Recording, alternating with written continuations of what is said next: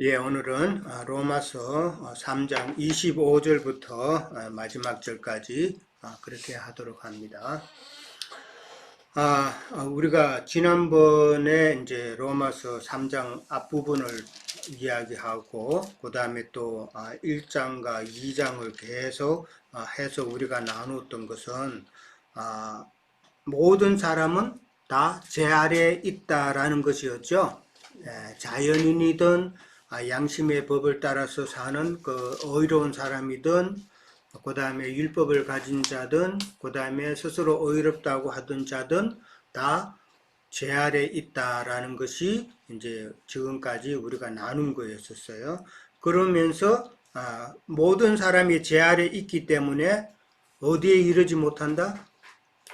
하나님의 영광에 이르지 못한다라고 23절에 그렇게 나와 있죠. 근데 사람은 어때요? 자꾸 스스로 뭐를 해서 어떻게 영광에 이르려고 그러죠. 네. 그게 뭐라고요? 그게 종교라고 그랬어요. 그죠? 네. 우리 예수 믿는 도도 이게 종교가 되어버리면은 어떻게 돼요? 자꾸 사람이 뭐를 해야 된다고라는 그 생각 자체가 이건 종교다라는 것이죠. 예. 세상에 많은 종교가 있잖아요. 그죠? 많은 종교가 있는데 다 어떻게 보면은 자기가 자꾸 뭐를 해야 된다는 거잖아요. 그죠? 우리가 잘 아는 거 불교나 그 다음에 힌두교 뭐 이런 거는 내세관이 있어요. 그죠? 내세관이 있기 때문에 그 사람들의 그 불교나 힌두교의 그 특징은 뭐예요? 윤회사상이잖아요. 그죠? 윤회사상이라는 것은 내가 이 땅에 살면서 내가 참 선한 일을 많이 해서 업을 쌓으면은 내가 다시 이 땅에 태어났을 때는 좋은 위치에서 그렇게 태어난다고 그렇게 생각하는 것이 윤회사상이잖아요. 그래서 내가 착하게 살아야 되고 거룩하게 살아야 되고 이런 것이 종교단 말이에요. 예. 그러니까 심지어 인도에는 그 카스트 제도가 있잖아요. 그죠? 제일 하층 계급, 천민 계급은 어떻게 생각하냐면은 우리 같으면은 참 제일 하층 계급이면 나는 왜 하층 계급에서 이렇게 살아야 돼라고 반발할 수 있잖아요. 근데 인도의 그 하층 계급은 의외로 그런 생각이 많이 없대요. 그 왜 그러냐면은 전생에 내가 잘못된 삶을 살았기 때문이다라고 생각한다는 거예요. 예.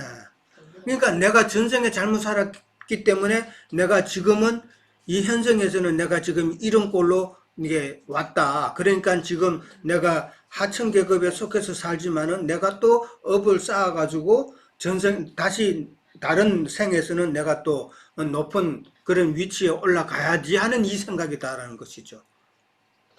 그러니까 참 어리석잖아요. 예. 미래지향적. 예, 미래지향적이에요. 예.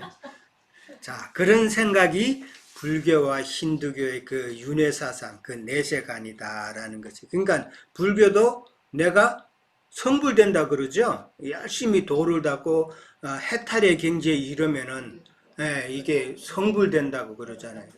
자기가 신이 된다고 하는 그런 내용이잖아요. 그러니까 그것은 다 종교다라는 종교의 특징을 이제 이야기하는 것이죠.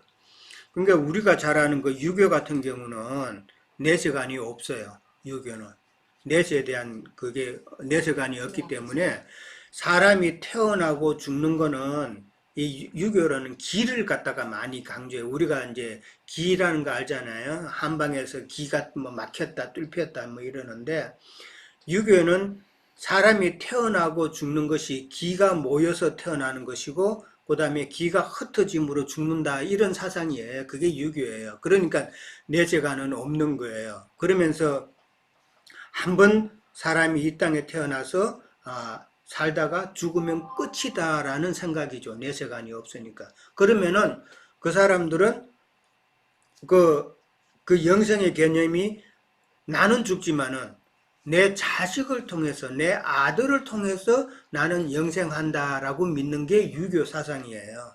그러니까 유교는 반드시 아들을 낳아야 되는 거죠. 그러니까. 그렇죠? 그러니까 우리나라 사람들 아들 반드시 낳으려고 하는 그 유교 사상이 다 있었잖아요. 그렇죠? 예. 그러니까 그 뭐 셈족 사상도 있지만은 우리나라 또 유교가 들어와 가지고 여자가 들어와 가지고 반드시 애를 낳아야 된다는. 그러니까 그 유교 사상이 어떻게 보면 셈족 사상이 사실은 유교 사상으로 이제 그렇게 믹스가 된 거라고 보면 돼요. 그러니까 반드시 아들을 낳아야 된다는, 그 아들을 통해서 내가 또 영생한다, 이런 사상이니까.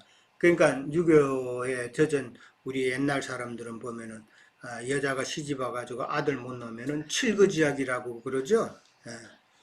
이제 그게 다 유교 사상 때문에 그렇다라는 것이죠. 도교 같은 경우는 그 신선이라고 하는 그 단어 자체는 이 도교에서 나온 사상이에요. 예. 도교가 뭐예요? 도교, 신선 사상이에요. 그러니까 뭐 일종의 그것도 돌을 닦는 그 뭐 유교, 도교 같은 시대에 있던 그런 다른 종교라고 보면 돼요. 예. 자, 뭐 이야기가 딴 데로 나갔는데, 하나님의 영광에 사람은 아무도 하나님의 영광에 이르지 못한다. 다 죄인이기 때문에. 그래서 24절에는 예수 그리스도 안에 있는, 그러니까 그리스도 예수 안에 있는 속량으로 말미암아라는 말이 나오죠. 예, 속량으로 말미암아 참 우리가 하나님의 은혜로 값없이 의롭다 하심을 얻은 자 되었다라고 그렇게 나오죠. 이게 이제 어떻게 보면은 그동안에 모든 사람은 죄 아래 있다라는 그 내용을 이야기하면서, 그러니까 하나님의 영광을 이루지 못하고, 그러니까 결국은 우리는 무엇이 필요하다? 예수 그리스도의 구속이 필요하다라는 결론적인 그런 표현을 24절에서 이제 나누는 거예요. 그러니까 우리는 지난주에 24절까지 했어요. 얻은 자 되었다라고 그랬어요. 수동형이죠. 지난번에 수동형과 능동형을 나눠서 이야기했어요. 우리가 영의 구속을 받는 것은 예수를 믿음으로 우리가 은혜로 다 받는 수동형이죠. 그렇죠? 그러나 능동형은 뭐라고요? 능동은 내가 스스로 또 해야 되잖아요. 내 스스로 하는 것이 아니라 내 안에 있는 그리스도의 그 영과 함께 내가 혼의 구원을 이루어 나가는 과정도 필요하다라고 그랬어요. 그거는 능동형이라고 그랬었어요. 그것을 잘 이해를 해야 됩니다. 많은 믿는 사람들은 예수 믿고 내가 구원받았으면 그걸로 끝이다라고 그러잖아요. 이번 주에도 그 구원파에 대해서 우리 카톡에 많이 나왔는데, 구원파가 뭐예요? 한번 구원받으면은 끝이다라고 그러는 거잖아요. 영원히 그냥 우리는 다 해결된 거라고 그렇게 이야기하는데, 참 모르는 사람은 그 말 듣고 죄에 대해서 고민하고 내가 예수를 믿는다 하면서 여전히 내 안에서 헬과 육이 있음으로 인해서 죄성이 자꾸 나오잖아요. 그걸로 인해서 많은 사람이 의외로 많은 고통을 당하죠. 그렇잖아요? 예. 내가 예수 믿는데 왜 자꾸 내가 원치 않는 악이 내 속에서 자꾸 나오나, 이 고민한단 말이에요. 고민하다 보니까 구원파가 전하는 그 복음을 들으면은, 그 사람들이 말하는 걸 들으면은, 이 해방되는 것 같은 그런 가르침이잖아요. 한번 믿으면은 다 하나님께서 다 끝내놓으셨다라고 그렇게 가르침 받으면은, 그게 딱 마음에 꽂히면은 그게 진짜 진리인 줄 알아버리잖아요. 근데 성경은 우리가 지금까지 늘 이야기해오지만은, 우리가 구원을 얻었고 가그죠. 구원을 했는데도 이루는 것이죠. 그죠? 이루는 과정도 있고, 그 다음에 이룰 것이다라는 미래의 부분도 있단 말이에요. 성경에서 말하는 거예요. 구원을 우리는 얻었고, 그 다음에 구원을 현재 이루어가는 상황이고, 그 다음에 우리가 죽을 때 몸의 구속을 이룰 것이다라는 미래가 있잖아요. 이 사실을, 구원의 전 과정을 우리는 정확하게 알아야 구원파의 그런 교리가 잘못됐다라는 것을 우리는 깨달을 수 있잖아요. 그리고 누가 그런 이야기 하면은 우리는 딱 정확하게 집어줄 수가 있잖아요. 네. 이런 사실을 모르면 구원파가 말하면은 그게 또 맞는 말 같이도 들리면은 그거 참 곤란하죠. 네. 자, 우리는 그런 부분을 잘 알아야 된다. 그래서 우리가 이 말씀을 진짜 잘 알아야 되는 거예요.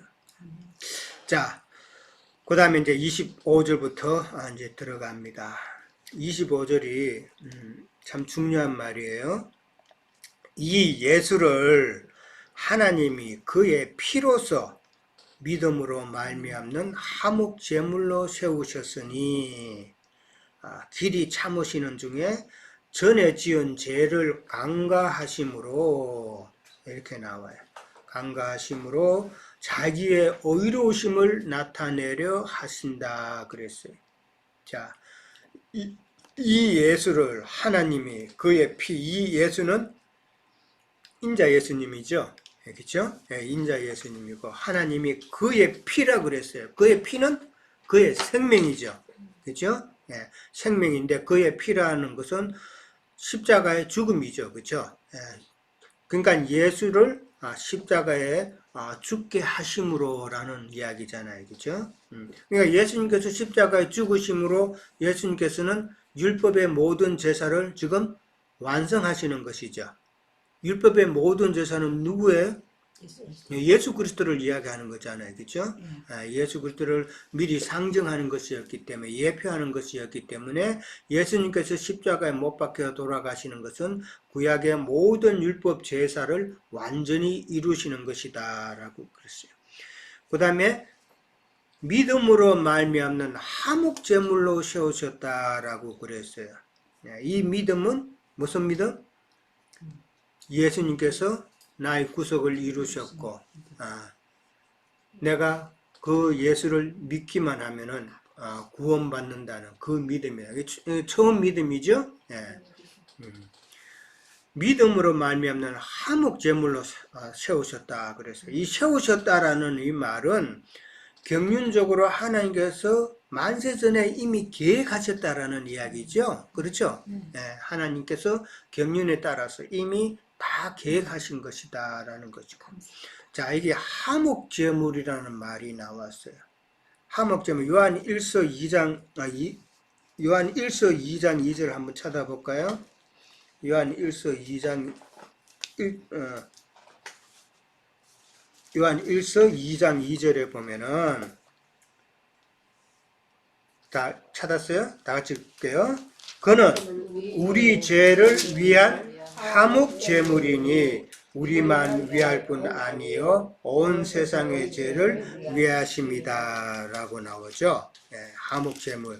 요한일서 4장 10절에도 또한 화목 제물이라는 말이 나와요.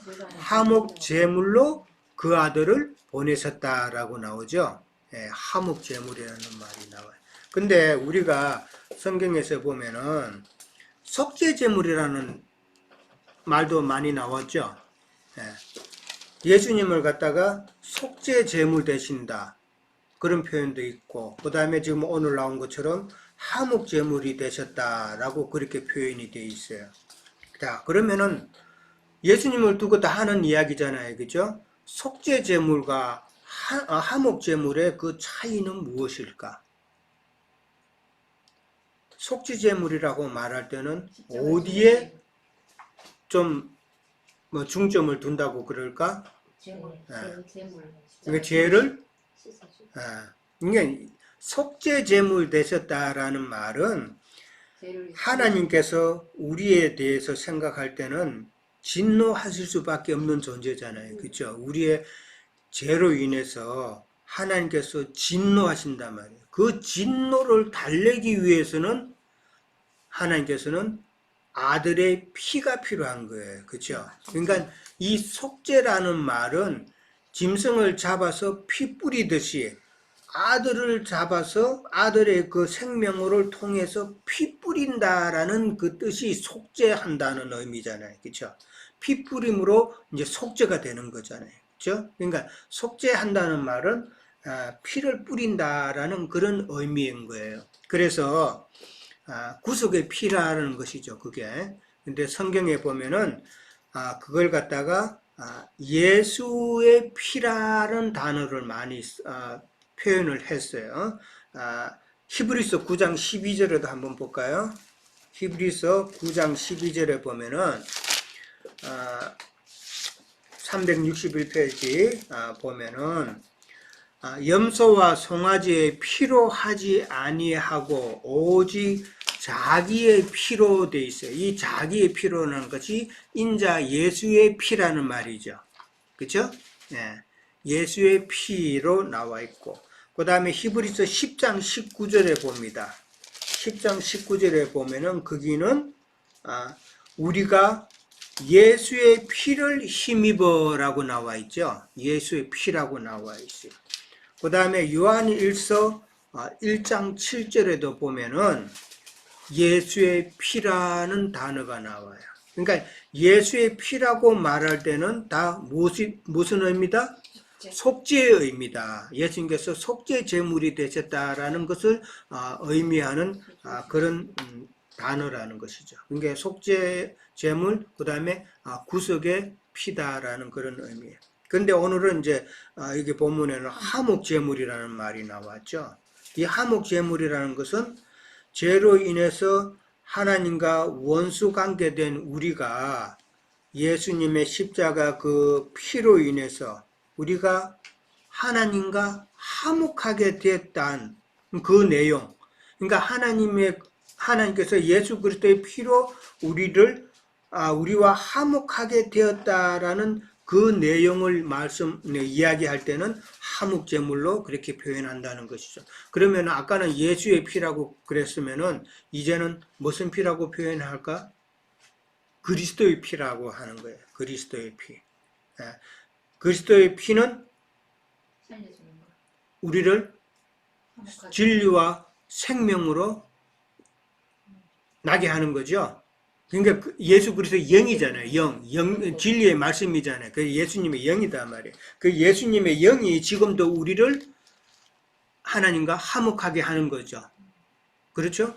그러니까 에베소서 2장 13절에도 보면 이제 그리스도의 피라고 나와요. 2장 13절에 보면 그리스도의 2장 한번 3절에 있어요. 2장 3절에 3절이에요? 잠깐만요. 한번 볼까요? 여기다 형님 다 찾으셨어요? 찾았지요?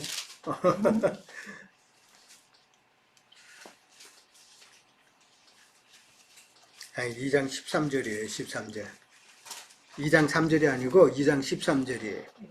에베소서 2장 13절을 한번 찾아봅니다. 맞아. 이제는 전에 멀리 있던 너희가, 멀리 있다는 말은 뭔 말이에요? 죄로 인해서 하나님과 우리는 단절된 상태라는 이야기죠. 단절되어 있던 너희가 그리스도 예수 안에서 그리스도의 피로 가까워졌느니라. 그리스도의 피로 우리가 하나님과 화목하게 되었다라는 말이죠. 네. 히브리서 9장 14절에도 그리스도의 피라는 단어가 나와요. 그러니까 그리스도의 피가 하나님과 우리를 화목하게 되었다고 할 때는 예수님께서 화목제물이 되셨다라는 그런 의미로 우리는 보는 것이죠. 예. 그러니까 먼저는 예수님의 피로 우리가 구속을 받고 그리스도의 피로 우리는 하나님과 화목하게 될 수 있다라는 것이죠. 그리스도의 피는 구체적으로 뭐예요? 그리스도가 그 영은 피가 없는 거잖아요. 그렇죠? 그리스도의 영, 그렇죠. 진리, 말씀이 그리스도의 바로 그리스도의 피라는 것이죠. 예. 그러니까 그 진리의 말씀이 있어야만 우리가 하나님과 지금 화목이 되는 상태죠. 예. 그러면 이게 중요한 이야기잖아요. 많은 사람이 하나님을 지금 믿는다고 하면서 그리스도의 피가 없으면은, 그러니까 진리의 말씀이 있으면은 지금 하나님과 예배 드린다고 하지만 하나님과 지금 화목이 되는 상태예요, 안 되는 상태예요? 진리가 없으면 안 되죠. 중요한 이야기예요. 진리가 있어야지. 하나님과 지금 화목 안 되는 상태란 말이에요. 여전히 하나님과 단절된 상태란 말이에요. 예. 이해하시겠죠, 뭔 말인지. 예수 그리스도의 그리스도의 피가 있어야 그 영의 그 말씀이 있어야 하나님을 믿는다고 하면서 우리가 지금 하나님과 화목이 되는 조건이 된단 말이에요. 그 진리의 말씀을 깨닫지도 못하고 들어보지도 못하고 배척하고 자기가 믿는 신앙이 지금 옳다 하면서 그렇게 있으면은 그거는 어쩔 수 없는 거잖아요. 예. 지금 이 사실을 우리는 알아야 된다. 그리스도의 피라는 말이 왜 성경에 이렇게 나오는가를 반드시 알아야 돼요. 고린도전서 10장 16절에도 그리스도의 피라고 그렇게 나와 있어요. 예. 그러니까 예수의 피, 그리스도의 피 정확하게 이해하셨죠? 네. 예. 우리는 다 그리스도의 피로 늘 하나님과 화목되는 그런 상태가 지속되기를 바랍니다. 자, 그 다음에 길이 참으시는 중에라고 그랬어요. 길이 참으시는 중에 전에 지은 죄를 강가하셨다라고. 아까 지금 구원파 이야기 잠깐 했죠? 예. 근데 예수님의 그 피는 현재의 죄, 미래의 죄까지 다예요? 이거 참 어려운 문제예요. 예. 예수님의 피의 공로는 어디까지나 그 영을 구속하시는 거예요. 그렇죠? 예. 그거는 신앙의 기초다 말이에요. 신앙의 시작이다 말이에요. 신앙의 시작인데 그러면은 전에 지은 죄라고 나와 있잖아요. 그러면 예수 믿기 전에 내가 지었던 죄는 다 강가해 주신다. 강가라는 말이 무슨 말이에요? 덮어준다는 말이에요. 없는 걸 하겠다는 거예요. 다 덮어주신다는 건데 우리가 예수 그리스도의 그 십자가의 보혈의 공로로 우리가 구속함을 받는 것은 전에 지은 죄를 우리는 용서함 받는 것이고 그 다음에 예수를 믿음으로 우리는 혼의 구원을 이루어가면서 현재도 늘 짓는 죄를 우리는 해결을 해야 되고 그 다음에 앞으로 또 지을 것도 그때 가서 또 지으면은 늘 우리는 회개해야 된다라는 것이죠. 이게 뭐라고요? 속건제라고 그랬죠. 예. 영의 구속을 받는 것은 뭐라고요? 속죄제라고 그랬잖아요. 예, 속죄제. 그러니까 1년에 한 번 대제사장이 지성소에 들어가서 참 제사 드리는 거, 피 뿌리는 거. 이것은 1년에 한 번 속죄제다 말이에요. 그거는 영의 구속을 이야기하는 거예요. 피 뿌림. 근데 우리가 늘 살면서 속건제도 늘 드려야 된다. 살면서 우리가 허물된 거, 잘못된 거. 근데 이 허물되고 잘못된 것을 왜 현세에서도 계속 하나님께서 있게 하세요? 그걸 이루어야 되는 거예요. 왜 계속 있게 우리가 죄를 짓도록 이렇게 하세요? 혼의 구원 과정에 그렇죠. 지어지는 우리가 연약한 존재를 깨닫게 하라는 거잖아요. 우리가 정말 한 분 딱 믿어가지고 만약에 다 끝났다 그러면은 그런 사람이 영지주의자죠. 그런 사람도 요즘도 많아요. 옛날 내가 예배당 다닐 때 그 목사님의 친구가 그랬던 그 사람이었던가 봐요. 그래서 이야기하면서 그 목사님이 자기 친구가 거기에 빠져서 이제 그런 식으로 이야기하니까 그래도 그건 아니지 않는가라고 만 이야기했다는 거예요. 그걸 그러면서 좀 더 그게 왜 성경적으로 잘못되고 틀린 거라는 걸 구체적으로 이야기 못했다라고 시인을 하더라고요. 근데 그게 아직도 기억나요. 뭐 20년도 더 넘었을 거예요. 그러면은 그때는 그런 말도 뭐 이해가 된다. 예수님의 피공로가 있으니까 예수님의 그 피의 공로는 우리가 뭐 과거의 죄, 현재의 죄, 우리 미래의 죄까지도 다 용서해 줄 수 있는 그런 공로가 있는 것이 아닌가, 그런 보혈은 아닌가라고 생각할 수도 있잖아요. 그러면서 그 사람들이 또 한 단계 더 나아가서 생각하면은 그러면 내가 지금 살면서 짓는 이 죄는 아무런 관계가 없다라고 생각할 수도 있죠. 그렇죠? 그게 바로 영지주의자들이는 거예요. 그런 식으로 신앙에서 영만 중요하다라고 생각하면은 그거는 잘못된 것이다라는 것이죠. 그게 왜 잘못됐는가를 그때 그 목사님은 담임 목사인데도 자기 친구한테 설명을 못했다는 거예요. 그거 예수 믿는 게 뭔가 잘못된 거 아니냐 이렇게까지밖에 말을 못했다는 거는 참, 그렇죠. 예, 그러니까 그게 바로 켈빈 신학이에요. 예, 조직 신학이에요. 그러니까 지금 수산자매 이야기하지만 나도 이 말씀으로 제일 힘들어했어. 이 말씀으로 왔을 때 진짜 그게 제일 힘들었어요.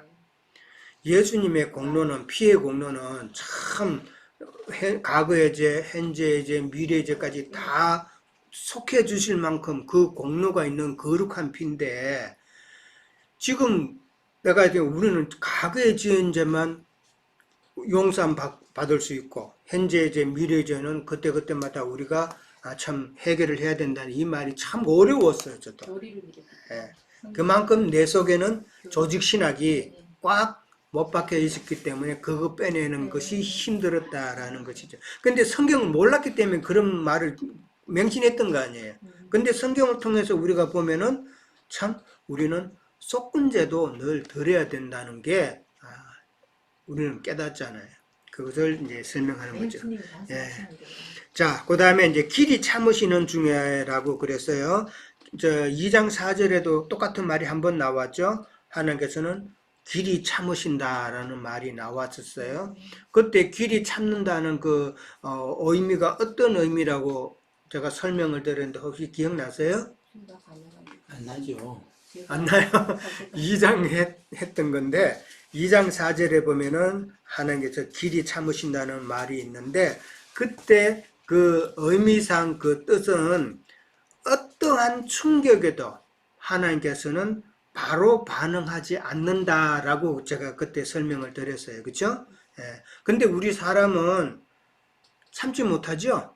예. 누가 와서 자기를 찌르고 그러면은 바로 반응하는 것이 우리 사람이잖아요. 그리고 또 어떤 사람은 감정이 좀 무딘 사람은 그것도 좀 덜 가한데 감정이 약한 사람들은 뭐 바로 반응하죠. 예. 그러니까 남자보다는 여자 자매님들이 좀 더 반응을 빨리 할 수도 있죠. 이게 물론 사람에 따라 다른데 대체적으로 그렇다는 거예요. 예. 자, 그러니까 어떤 충격에도 바로 반응하지 않는다라는 그런 의미상 설명인데 이 말은 무슨 말이에요? 길이 참으신다는 말은 성경에도 보면은 사람의 죄악이 정수리에 가득 차기까지 하나님께서 참고 기다리신다는 말이죠. 예. 자, 이스라엘 백성들이 출애굽을 할 때에 하나님께서는 때를 기다리셨죠. 430년간 출애굽, 그러니까 애굽에서 지내게 했단 말이에요. 그 애굽에서 지내게 했다는 말은 무슨 말이에요? 그들이 견뎌내라는 이야기죠. 그러니까 세상 종살이에 참 찌든 그 상태까지 그러니까 불평불만이 가득 찰 때까지 놔두셨다는 거 아니에요. 예, 그래서 때가 됐을 때에 출애굽 시켰다는 거 아니에요. 예. 그러니까 출애굽 시킨 그 목적이 뭐예요? 성경 우리가 출애굽 할 때에 보면은 3일 길을 가서 하나님께 제사 드리는 목적으로 우리는 출애굽해야 된다라고 모세가 바로한테 네가 왜 그렇게 출애굽해야 되냐고 물었을 때 이야기했죠.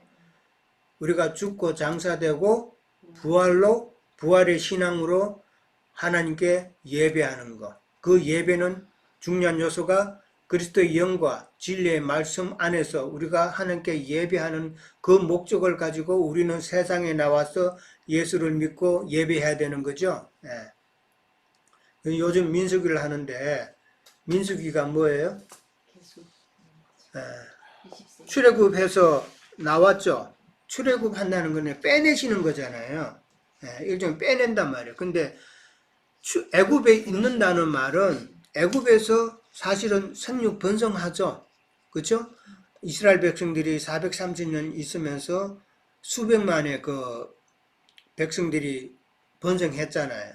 번성해서 이제는 때가 됐으니까 그들을 빼내가지고 빼내는 목적은 이제 세상 종로를 그만하고 하나님을 온전히 섬기는 자로 나와라는 이야기잖아요. 예, 그렇게 이해를 해야 돼요. 그러면서 나와서 그 다음에 민수기에서는 뭐 한다고요? 민수기 뜻이 사람의 계수하는 것이죠. 세상에서 이제 종로로 하지 말고 나와서 이제는 하나님의 백성으로 계수되는 삶을 살아라는 이야기단 말이에요. 예. 그게 민수기예요. 예. 그러니까 하나님의 백성으로 계수되는 그 삶을 살아가는 것이 민수기를 기록한 목적이고 우리는 그 관점에서 내가 하나님 앞에 계수되는 그러한 신앙인으로 살아야 되겠다라고 생각해야 되는 거예요. 민수기는 몇 번 계수한다 그랬어요? 42번. 아니, 계수하는 거. 20세 이상. 2번 계수하죠? 네. 2번 계수한다. 2번 계수한다는 말은 뭔 이야기예요? 세상에서 한 번 나와서 신앙생활 하는 계수가 있죠. 그 다음에 또 한 번의 계수는 마지막으로 우리가 지금 이런 진리 안으로 들어가는 계수에 또 들어가야 된다는 이 말이잖아요. 네. 그러니까 초보의 도에 머물러 있으면 안 된다는 이야기가 성경 곳곳에 다 나와 있잖아요. 네. 구원도 한 번으로 끝난다. 아니라는 게 성경 곳곳에서 다 나와 있단 말이에요. 하나님께서는 그 하나님의 경륜에 따라서 모든 때를 두고 하나님께서 하시는 구속사를 이루어 가시는 것이 하나님의 경륜인데 그 하나님의 경륜 안에는 구속사의 비밀이 다 숨겨져 있잖아요. 그것을 우리는 알아야 되는데 세상 믿는다고 하는 사람은 그런 거에는 전혀 관심 없어. 다만 뭐에 관심이 있어요? 내가 하나님 앞에 감정적으로 어떻게 좀 뜨거워지고 뭐 혼적으로 좀 기뻐지고 막 이상하게 막 늘 막 기쁨이 갑자기 막 솟아나고 하는 이런 거를 추구한다는 말이에요. 내가 늘 내 입에서 감사가 나오고 막 이래야 되는 그런 신앙. 잘못된 거예요. 그게 없으라는 말이 아니에요. 근데 진짜 진리의 말씀으로 우리가 충만하면은 우리 속에 감사가 생겨요, 안 생겨요? 지난번 말씀드렸죠? 불평을 자꾸 늘어놓는 것도 나는 지금 하나님의 진리, 영의 말씀이 지금 없다고 자꾸 이야기하는 거란 말이에요. 이제 이분 이제 지난번에 또 많이 강조했어요. 2분 다시 이제 안 할 건데 그 의미를 잘 아시라는 말이에요. 우리 삶 가운데서 그런 것을 잊어버리고 그냥 살지 말고 우리의 삶 가운데서 그런 것이 늘 묵상되어지고 깨달아져서 나와 그게 내가 예배하는 삶이잖아요. 다른 게 아니에요. 순서 정해놓고 하는 것이 아니라 하나님의 말씀을 내가 늘 묵상하면서 내 생활도 제어를 하면서 이게 말씀을 사모하면서 나가는 것이 내가 그게 예배하는 삶이지. 뭐가 예배하는 삶이에요. 잘 이해를 하시기 바랍니다. 마찬가지로 이스라엘 백성들이 그렇게 노역에서 가장 힘들 때 출애굽시켰듯이 사람이 죄악으로 인해서 가장 그 영혼이 피곤할 때, 곤비할 때 하나님께서는 우리에게 구원을 베풀어 주시죠. 우리가 지금 이 말씀을 듣고 가는 것은 어떤 면에서 보면 우리가 진리의 말씀에 곤비했기 때문이잖아요. 그렇죠? 진리의 말씀에 대해서 아무런 관심도 없었다면은 이 말씀으로 들어오려고 생각도 안 하는 거예요. 우리가 여러 사람 와봤죠? 근데 그 사람들이 왜 떠나요? 사실은 관심 없는 거예요. 내가 지금까지 믿어왔던 그 행위가 이 관습이 유대인의 그 관습이 중요했던 것처럼 내가 지금까지 믿어왔던 그 습관이 자기에게는 중요하다고 생각했기 때문이다 말이에요. 그것을 바로 옛 부대를 벗어버리고 새 것을 내가 마련해야 되는데 나의 옛사람의 행위대로 내가 신앙생활을 계속 하겠다는 그런 오만된 생각 때문이다라는 것이죠. 그 사람들은 아직 진리에 대한 관심이 없다. 어떻게 보면은 진리를 무시하는 자라는 그런 이야기죠. 진리를 무시하면은 그거는 말씀에 대한 갈급함이 없다. 그래도 우리는 또 전도를 해야 되죠. 왜 전도해야 돼요? 우리는 그 사람이 지금 갈급한지 안 한지 하나님은 아시지만은 우리는 모르기 때문에. 그렇죠? 예. 그러니까 우리는 하는데 단 우리가 말씀을 전해보면 알잖아요. 그렇죠? 말씀을 전했을 때, 아, 이 사람이 갈급한 사람이다, 아니다라는 것을 우리는 분별할 수 있잖아요. 근데 그 분별을 갖다가 뒤로 하고 무조건 내가 막 말씀을 전하려고 할 때는 그때는 뭐가 앞서기 때문에 그래요? 내가 안다고 하는 영적 지식의 교만함이 있기 때문에 그 사람의 상태를 살피지 않고 자꾸 내 이야기만 하는 거예요. 그렇게 되면 그 사람은 어떻게 돼요? 아, 저 사람 되게 교만하네. 이상한 소리만 하네. 이런 식으로 받아들이게 되죠. 요 위치를 잘 깨달으라는 이야기예요. 이해됐어요? 예. 그러니까 항상 우리는 진리를 준비해서 그렇게 전도할 수 있는 그 상황을 만들어야 되는 거예요. 자, 그 다음에 전에 지은 죄를 아까 또 이야기했어요. 간과하셨다는 말은 눈 감아 주셨다, 덮어 주셨다. 그 다음에 자기의 의로움을 나타내려 하십니다라고 그렇게 말했어요. 자, 이 자기의 의로움을 나타낸다는 말은 다른 말로 하면은 십자가의 구속을 참 우리가 믿음으로써 하나님과 화목하게 되었죠. 그렇죠? 화목하게 되어서 참 우리의 지난 죄를 다 하나님께서 용서받게 해 주셨단 말이에요. 그 용서받게 해 주시는 것이 하나님의 공의를 나타내는 것이다 라는 이야기예요. 이해하셨어요? 하나님의 공의라는 것은 십자가의 그 사건으로 인해서 이제는 예수를 믿었느냐 안 믿었느냐에 따라서 하나님께서는 심판할 수가 있는 것이죠. 그게 공의단 말이에요.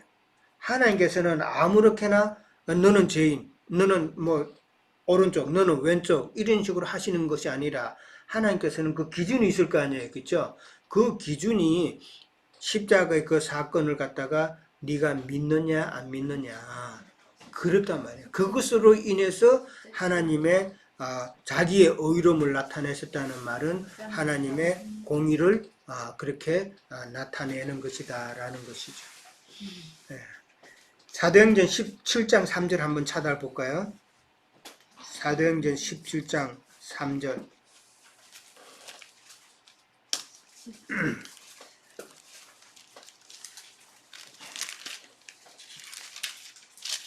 시간도 엄청 많이 걸리네. 자, 사도행전 17장 3절. 그 뜻은 뭐였어요? 그 뜻이 아니다, 이거 잘못 적었다. 이게 아닌데?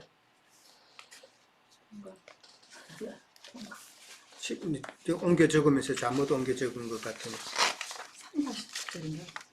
3장 17절인가? 아니. 여기 있다. 17장 30절. 예. 공자를 하나 빼먹었네. 예. 일자 빼주면 사도행전 17장 30절에 보면은, 자, 다 같이 읽습니다.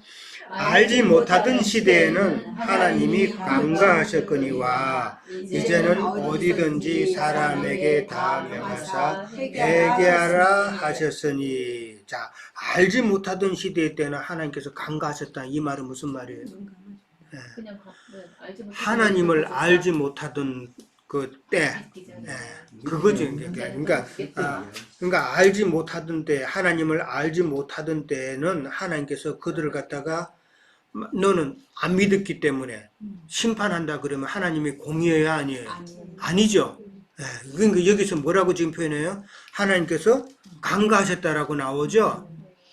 이것도 우리는 잘 이해해야 돼요. 성경에서 예수를 안 믿으면 무조건 지옥이라고 가르치는 것은 이게 잘못된 거예요. 우리가 물론 예수를 믿음으로 영의 구속을 받고 하는 것은 맞아요. 그죠? 근데 예수를 사도행전 17장 30절에 나오잖아요. 알지 못하던 때 시대에는 하나님이 그들의 죄를 간과하셨다라는 거예요. 이 말에 대해서도 이해를 하셔야 돼요. 그렇죠. 양심의 법이 있고 그다음에 뭐 천국도 그치만 천국 안에 다- 일을 못하잖아. 그렇죠. 예수를 믿음으로 인한 그 복은 못 받죠. 못 받는 것이지만 그렇다고 지옥불에 그냥 뭐 떨어졌다 이렇게 말하는 것도 무리라는 이야기죠. 지금 성경에 나와 있잖아요. 하나님 알지 못하던데 하나님이 그들의 간과하셨다고 그랬잖아요. 이 말이 무슨 말인지 잘 이해를 하셔야 돼요. 근데 알지 못하던 때는 하나님이 간과했지만은 이제는 구원의 길이 있을 때는 무슨 말이에요? 반대로 해결치 않으면은 하나님이 심판을 하셔야 되는 것이죠. 심판 안 하면은 그건 하나님이 공의에 지금 손상이 가는 것이잖아요. 예, 이 말이다 말이에요. 예. 그러니까 십자가 사건으로 인해서 하나님께서 이제는 자기의 의를 나타내실 수 있게 되었다라는 이야기죠. 예, 26절, 6장까지만 하고. 예, 26절까지만 하고 잠깐 쉴게요. 자, 26절에 가면은 이때에라고 나옵니다. 이때라는 말은 종말의 때예요. 곧 예수님이 오신 후에 종말의 시기를 상징하는 말이에요. 그러니까 지금 시대죠. 교회 시대죠. 지금 시대를 갖다가 구원의 때라고도 표현을 했죠. 예, 구원의 때라고도 표현하고 그 다음에 우리는 은혜 받을 만한 때다라는 표현도 하고 그랬죠. 예, 보라 지금은 구원의 날이로다라는 그 때란 말이에요. 지금의 때란 말이에요. 자기의 의로움을 나타내사 그랬어요. 자기의 의로움을 나타내사 자기도 의로우시며 또한 예수 믿는 자를 의롭다 하려 하십니다. 이 의가 3번 나오죠. 예, 좀 말이 어렵죠? 예. 자기의 의로움을 나타내사 자기도 의로우시며 또한 예수 믿는 자를 의롭다 하려 하신다. 이 의가 3번 나와요. 자, 첫 번째 그 의는 그럼 뭐예요? 십자가의 의다 말이에요. 예, 십자가의 의로 인해서 아까도 그 십자가의 의로 인해서 하나님께서 이제 공의로 판단할 수 있는 근거가 됐다 그랬죠. 그러니까 예수를 믿는 자는 예수를 믿고 구원함을 받은 자는 그 죄를 하나님께서는 간과해 주셨고 믿지 않는 자는 하나님께서 심판하시는 것이죠. 그 심판하심으로 하나님 두 번째 자기도 의로우시다라는 말은 하나님이 공의가 나타났다라는 말이에요. 자기도 의롭다는 말은 하나님의 공의가 나타났다. 그리고 그 십자가의 의와 하나님의 그 공의에 의해서 3번째 예수 믿는 자를 의롭다 한다는 이 말이에요. 말이 좀 어렵죠? 그러니까 예수님의 구속과 그 구속에 근거해서 그 하나님의 공의에 따라서 믿는 자는 의로 여기신다라는 이 말이에요. 이해되셨어요?